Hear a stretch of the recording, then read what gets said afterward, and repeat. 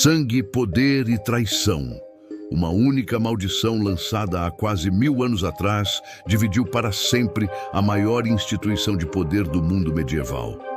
Sabia que tudo o que conhecemos hoje como cristianismo poderia ser radicalmente diferente se não fosse por uma disputa quase esquecida pelos livros de história.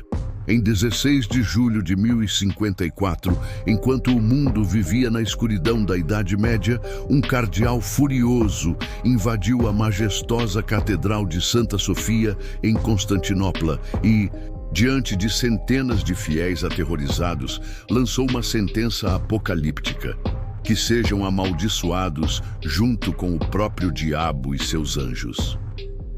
Naquele momento, o cristianismo se partiu em dois para nunca mais se reunir. O que estou prestes a revelar vai muito além de uma simples briga religiosa. Descobri evidências de que esse conflito milenar não apenas redefiniu a fé de bilhões de pessoas, mas também está secretamente por trás de algumas das guerras mais sangrentas da atualidade. Guerra na Ucrânia, conflitos nos Balcãs, tensões na Síria, todos têm raízes nesse evento cataclísmico que poucos realmente compreendem. E se você acha que isso é apenas história empoeirada, espere até ouvir sobre a tentativa secreta de reconciliação que quase mudou o mundo em 2016, algo que a mídia tradicional nunca contou corretamente. Fique até o final, porque vou expor como forças poderosas ainda lutam nos bastidores para manter essa divisão milenar. Para entendermos completamente o que aconteceu em 1054, precisamos voltar um pouco no tempo. O século XI era uma época de enormes transformações. O mundo ocidental vivia em constante guerra, enquanto o que conhecemos hoje como Portugal ainda estava sob a chamada Era de César, um período que definiria o futuro da Península Ibérica.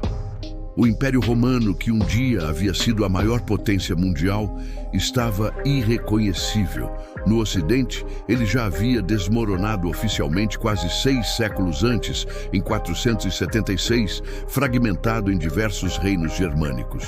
Já no Oriente, o Império Romano continuava vivo e pulsante na forma do Império Bizantino, centrado na espetacular cidade de Constantinopla, atual Istambul. Esta divisão política gradualmente se transformou também em divisão cultural. O Ocidente falava latim, enquanto o Oriente falava grego. O Ocidente estava cada vez mais sob influência germânica, enquanto o Oriente mantinha tradições helenísticas. E o mais importante, o cristianismo, que havia se tornado a religião oficial do Império no século IV, começava a ser praticado de formas diferentes em cada região. Essas diferenças sutis foram se acumulando por séculos, como pequenas rachaduras em uma grande parede. Em 1054, essa parede finalmente desabou.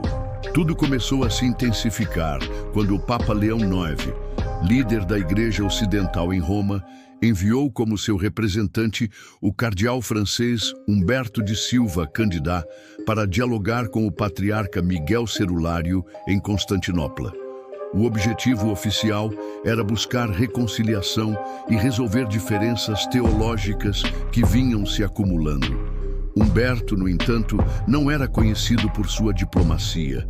Chegando a Constantinopla, comportou-se com arrogância e desprezo pelas tradições orientais. Exigia que os bizantinos aceitassem a supremacia absoluta do Papa e abandonassem práticas litúrgicas que considerava errôneas.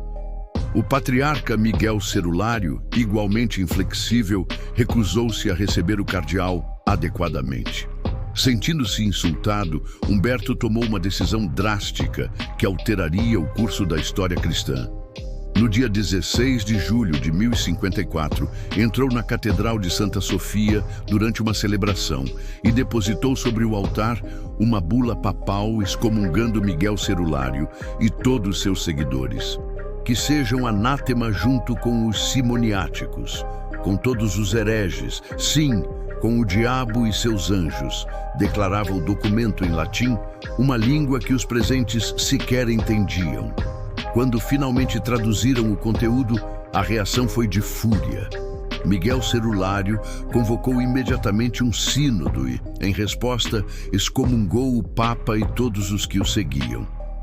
Estava oficialmente consumado o grande cisma do Oriente, a divisão da Igreja cristã em dois grandes blocos: católicos romanos no Ocidente e ortodoxos no Oriente. Embora o evento de 1054 seja considerado o marco simbólico da separação, na prática, as diferenças estruturais vinham se desenvolvendo por séculos. A Igreja Católica Romana consolidou-se como uma instituição hierárquica rígida, centralizada na figura do Papa como autoridade suprema, considerado o sucessor direto do apóstolo Pedro e representante de Cristo na Terra. Do outro lado, a Igreja Ortodoxa desenvolveu um modelo mais descentralizado. Em vez de um único líder supremo, ela é governada por patriarcas regionais, com autoridade igual entre si. O patriarca de Constantinopla é considerado apenas o primeiro entre iguais, sem poder absoluto sobre os demais. Essa diferença fundamental na estrutura de poder reflete visões completamente distintas sobre como a Igreja deveria funcionar. Para os católicos, a unidade vinha da submissão a uma única autoridade central. Para os ortodoxos, a unidade vinha da adesão às mesmas tradições e ensinamentos, sem necessidade de um comando centralizado. Além das disputas de poder, existiam diferenças teológicas significativas. A mais notória foi a controvérsia do filioque, expressão latina que significa "e do filho". O credo niceno, formulado em 325, declarava que o Espírito Santo procede do Pai. Os ocidentais, porém, acrescentaram por conta própria que o Espírito Santo procede do Pai e do Filho. Para os ortodoxos, essa adição unilateral era inaceitável, não apenas pelo conteúdo teológico, que diminuía a importância do Pai, mas principalmente porque Roma não tinha autoridade para modificar um credo estabelecido por um concílio ecumênico sem consultar as igrejas orientais. Outra divergência significativa dizia respeito à natureza de Cristo. Os ortodoxos enfatizavam sua natureza divina, enquanto os católicos insistiam em sua dupla natureza, humana e divina simultaneamente. Havia ainda questões práticas. Os padres ortodoxos podiam se casar, embora bispos devessem ser celibatários, enquanto os católicos exigiam celibato de todo o clero. Os ortodoxos usavam pão fermentado na Eucaristia, os católicos, pão ázimo.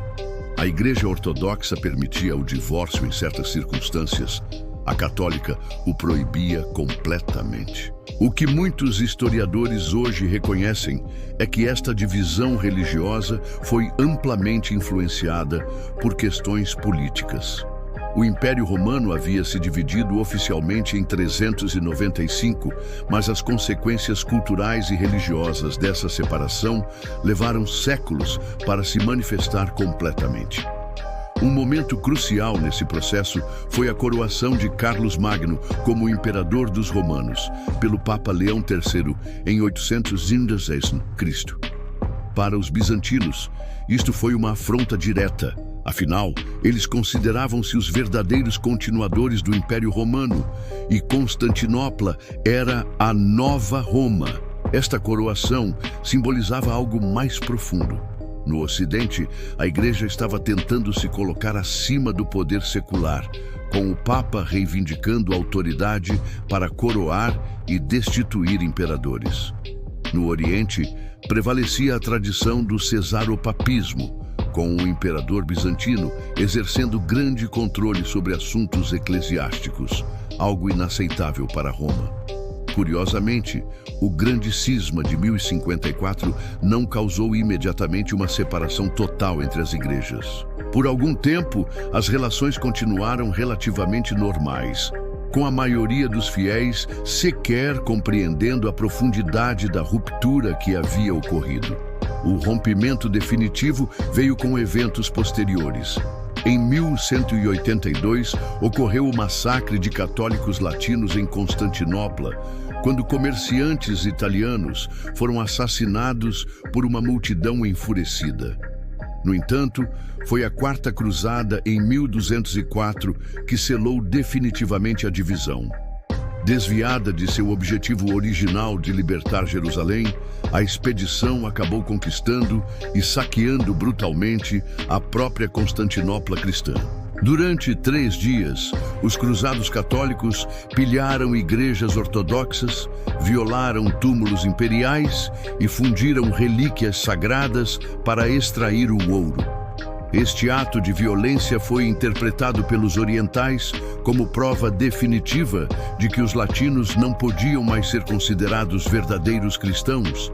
A ferida aberta foi tão profunda que um alto funcionário bizantino declarou: "Seria melhor ver em Constantinopla o turbante dos turcos do que o chapéu latino." O impacto do grande cisma de 1054 ecoa até os dias atuais. A divisão entre católicos e ortodoxos criou 2 tradições cristãs distintas que moldaram de formas diferentes a história da Europa e do mundo.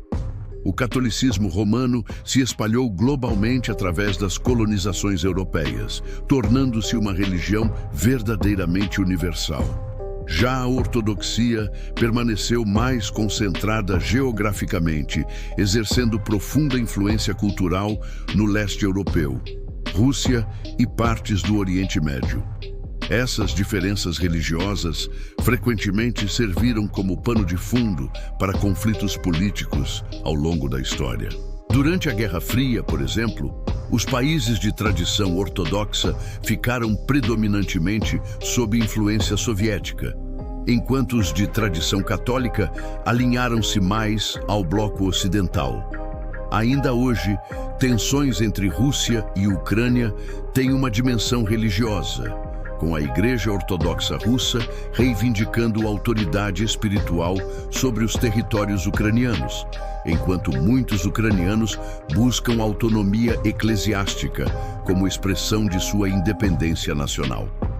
Apesar de quase 1000 anos de separação, houve momentos significativos de aproximação. Em 1964, o Papa Paulo VI encontrou-se com o patriarca Atenágoras I em Jerusalém, o primeiro encontro entre líderes das 2 igrejas desde o cisma.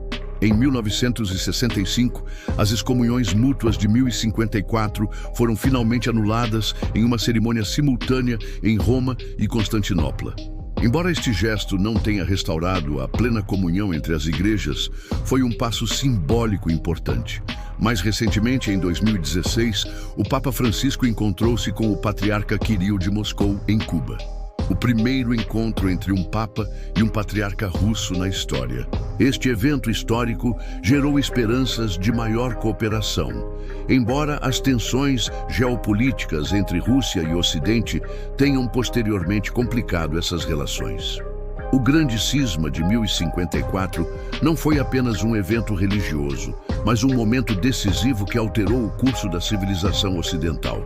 O que começou com disputas teológicas e de poder acabou criando 2 visões distintas do cristianismo que moldaram culturas, sociedades e nações.